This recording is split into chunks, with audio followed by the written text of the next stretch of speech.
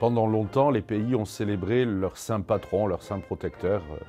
La France célébrait le 15 août, la principauté de Monaco célébrait le 27 janvier la Sainte Dévote. Et puis avec l'apparition des États-nations, on va commencer à créer des jours de fêtes nationales, des hymnes nationaux. Et donc c'est au milieu du 19e siècle, au tout début du règne du prince Charles III, que le prince va vouloir instituer une journée de fête pour le pays, qui sera la fête du souverain, pour montrer à la fois cette union entre le prince et ses sujets, et aussi pour affirmer cette indépendance politique du pays. Et il va choisir le jour de sa fête patronymique, le jour de la fête de son saint patron, donc le 4 novembre, la Saint-Charles, pour fixer la date de la fête nationale. Aujourd'hui, la fête nationale est célébrée toujours le 19 novembre. Lorsque le prince Albert II a succédé à son père, il a souhaité maintenir cette date du 19 novembre, qui correspondait à la fête du bienheureux régnier, et ne pas déplacer la date au 15 novembre, le jour de la Saint-Albert. Ça faisait 50 ans que c'était comme ça, et par fidélité à son père, je pense, le prince a souhaité maintenir cette date du 19 novembre.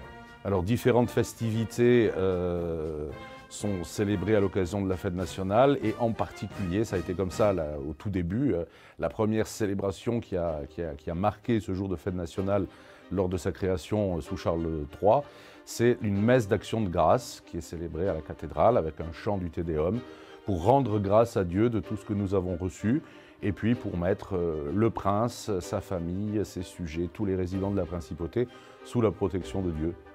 Cette messe de Te Deum est une messe d'action de grâce.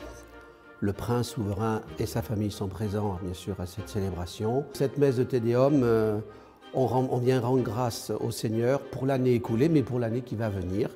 On se met sous son regard pendant cette messe et on demande aide et assistance au Seigneur. Cette messe est assurée par la maîtrise des petits chanteurs, mais il y a aussi l'Orchestre Philharmonique de Monte-Carlo.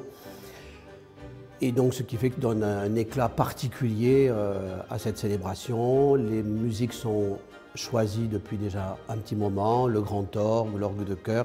Tous les musiciens se concertent pour qu'il y ait une cohérence dans cette célébration et pour lui donner le plus de beauté possible, parce que rendre grâce à Dieu, c'est vraiment ce qu'il y a de plus beau, me semble-t-il. On sort les ornements qui ont été offerts par le gouvernement princier à Monseigneur David le jour de sa consécration épiscopale.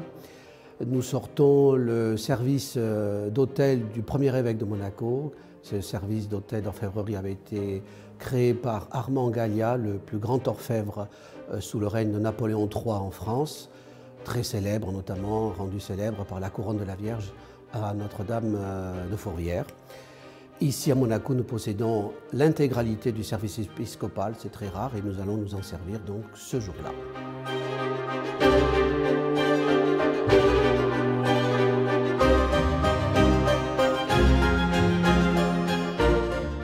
Il y a une pièce en plus, il y a un Te Deum. Ce chant a été vraisemblablement écrit vers le IVe siècle. Une tradition dit que 3 saints auraient chanté pendant le baptême de saint Augustin, et donc ce Te Deum est rentré dans l'histoire de l'Église. Et cette messe aussi se conclut par la prière du prince, qui est chantée par la maîtrise, accompagnée par l'Orchestre Philharmonique et le grand orgue, donc c'est un moment très solennel.